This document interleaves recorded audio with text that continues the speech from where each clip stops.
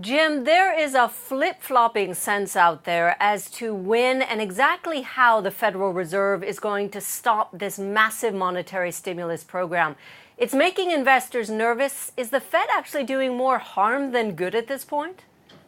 Oh, of course, Tara. This is absolutely insanity what's going on. It's not just the Fed, it's central banks. The first time in recorded history that all major central banks are printing a lot of money, trying to debase their currencies. The world's floating around on a huge artificial sea of liquidity.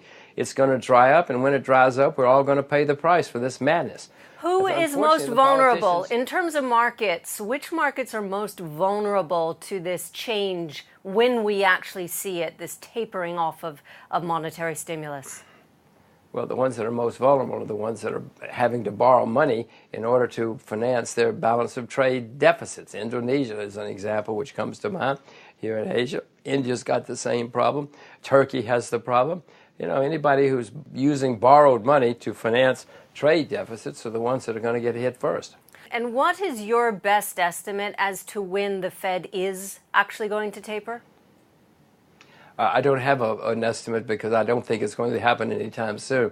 Mr. Bernanke is certainly not going to do it. He wants to get out while he can before it all falls apart. Mrs. Yellen undoubtedly will not do anything at first because she knows, I hope she's smart enough to know that this is going to cause problems when they stop printing so much money. So I would suspect it will go on for a while, maybe 2015 even. And if and when they do start cutting back, the markets are going to react and react pretty badly, and then they'll probably loosen up again. You know, these are not very smart people. They're government bureaucrats, and they think like government bureaucrats. We're getting close to the end of 2013. Christmas is, believe it or not, just around the corner. What is really important in terms of strategy going into 2014? What are you watching for? All you have to do is watch the central banks of the world, Tara, because if they're all going to continue to print money, then it's going to a lot of it's going to wind up in financial markets. That's the most important thing that's going on in the world right now.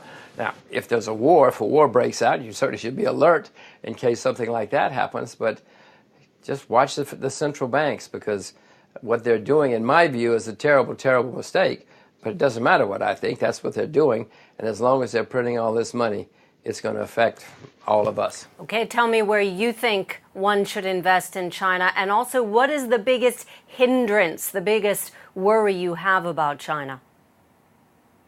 Well, I don't have any worries about China.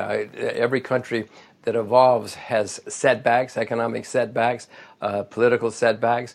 You know, in the 19th century, America had this horrible civil war, had 15 depressions with a D, massacres in the streets, very few human rights, very little rule of law, and yet we became the most successful country in the 20th century. China will have problems, I don't know what. The only thing that worries me about China is the water problem. You know, if they don't solve the water problem, there is no China story. Now, they know that too, and they're spending a lot of money trying to sort out their water problem. But that's the only thing that would end the China story. Everything else is temporary, and it's not a problem.